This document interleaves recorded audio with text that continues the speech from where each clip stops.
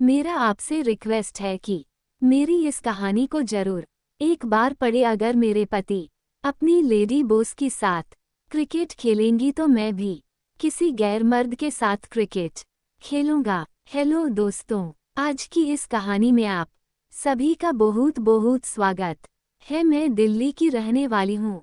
मैं अपने पति और देवर के साथ रहती हूँ। मेरे देवर अभी पढ़ाई कर रहे हैं, उसके बाद उनका किसी सरकारी नौकरी की तैयारी करने का प्लान है। दोस्तों, मेरे पति एक प्राइवेट कंपनी में काम करते थे। उनकी बॉस एक लेडीज थी। मुझे उनका नाम तो नहीं पता, पर वो बहुत सुंदर और खूबसूरत थी। कुछ दिन बाद मुझे किसी तरह पता चल गया कि मेरे पति का उसकी बॉस से चक्कर चल रहा है। ऑफिस के एक आदमी ने मुझे फोन करके बताया कि मेरे पति कंपनी में काम कम और इश्क ज्यादा लड़ा रहे हैं। शाम को जब पति आए तो मेरी उसने काफी बहस हो गई।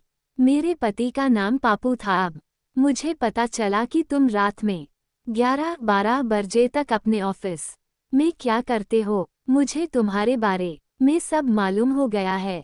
मैंने पति से शिकायत की। पति बोले, क्या मालूम हो गया है तुमको? मैंने कहा, तुम्हारी बस के साथ चक्कर चल रहा है। कौन कहता है? ये मेरे ऑफिस के लोग तुमको भड़का रहे हैं। ऐसा कुछ नहीं है जैसा तुम सोच रही हो मनीता, पति बोले और तरह तरह के बहाने मारने लगे। मैंने ये बात अपने देवर से बताई तो वो बहुत गुस्सा हुआ। शाम को उसने मेरे पति और अपने भैया से बात की तो पति फिर से बहाने बनाने लगे। कुछ दिन बाद फिर से मेरे पास फोन आया कि मेरे पति अपनी बॉस के साथ गैलेक्सी रेस्टोरेंट में डेट पर गए हैं। मैं जोर जोर से रोने लगी। मैंने ये बात अपने देवर हरी को बताई। भाभी, तुम बिल्कुल परेशान न हो, अभी का अभी दूध का दूध और पानी का पानी हो जाएगा। हरी बोला। मुझे अपनी बाइक पर बैठाकर वो रेस्टोरेंट गैलेक्सी ले गया। वहां पर लानच में सारे टीम बैठे हुए थे। हरी और मैं अपने पति को ढूंढने लगे कि इतने में मेरी नज़र मेरी पति और उसकी बॉस पर पड़ गई। मेरे पति हंस हंस कर अपनी बॉस से बात कर रहे थे और उनके हाथ को लेकर वो चूम रहे थे। मैं आगे बढ़ने लगी तो हरी ने मुझे रोक दिया। भाभी, अगर अभी तुम भैया को पकड़ोगी तो वो फिर से बहाना बना देंगे। पहले उनको कुछ करने दो, फिर रंगे हाथ हम दोनों उनको पकड़ लेंगे। मेरा देवर हरी बोला। हम दोनों वहीं पर छिप गए।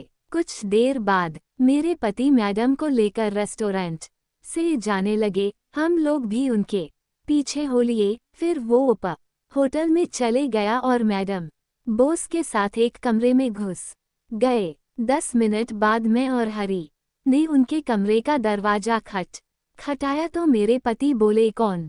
हरी ने वेटर की नकल की और कुछ जरूरी काम बताया। जैसे ही दरवाजा खुला तो हम दोनों दंग रह गए। मेरे पति और मैडम बॉस मस्त वाला क्रिकेट खेलने का प्लान कर रहा था। मैं अंदर में गई तो मेरे पति और उनकी मैडम बॉस मुझे और हरी को देखकर चौंक गए। मैंने पति को एक झापड़ जोर से लगाया। यही ओवर टाइम कर रहे हो तुम? तभी तुमको घर पहुंचने में 11-12 बज जाते हैं। मैंने चीख चीख कर मेरे पति को गलियाएं देने लगी और मैंने उनकी बॉस को बाल से पकड़ लिया और उनको मैं तरह तरह की गालियां बकने लगी। मैंने मैडम बॉस को भी 2-4 थप्पड़ लगा दिया। अब रहो इस चुड़ैल के साथ, इसी के साथ क्रिकेट खेलते रहो और खबरदार अगर मेरे पास लौटकर आए तो मैं तुम्हारा हालत खराब कर दूंगी। मैंने चिल्लाकर रोते हुए कहा। मुझे विश्वास नहीं हो रहा था कि मेरा पति जो इतना सीधा और शरीफ था, अपनी बॉस के साथ होटल में क्रिकेट खेल रहा था। कितना बड़ा झूठा और कितना मक्कार आदमी निकला वो। मैं अपने देवर के साथ घर आ गई, पर जो मैंने देखा उसके बाद तो मेरे आंसू रुक ही नहीं रहे थे। देवर ने बोला, मत रो भाभी, मत रो। जरूर भैया की बॉस ने ही उनको अपने जाल में फंसाया। होगा। मेरा देवर हरी बोला और मुझे चुप कराने लगा। कुछ दिन बाद मेरे पति ने मुझसे बोल दिया कि वो अपनी बॉस से चक्कर जरूर चलाएंगे और उस लड़की को नहीं छोड़ेंगे। मेरे दिल में बगावत और बदले की बात घर कर गई। अगर मेरे पति दूसरी लड़की की साथ क्रिकेट खेलेंगी तो मैं भी किसी और से क्रिकेट खेल लूंगी। धीरे धीरे मैं अपने देवर को पसंद करने लगी। मेरे पति ने अब मेरे साथ क्रिकेट खेलना बंद कर दिया था। जब से उनका भांडा फूट गया था तब मैं अपने 22 साल के थी। मुझे तो देवर को देखती ही मेरा माँ न उसके साथ क्रिकेट खेलने का दिल कर रहा था।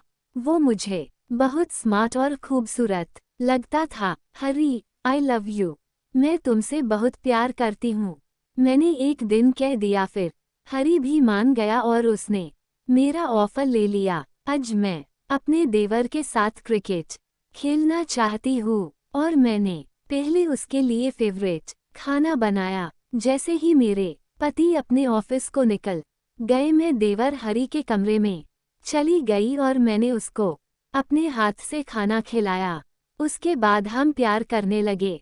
हरी समझ गया था कि उसकी भाभी आज उसका साथ क्रिकेट खेलने की फुल मूड में है।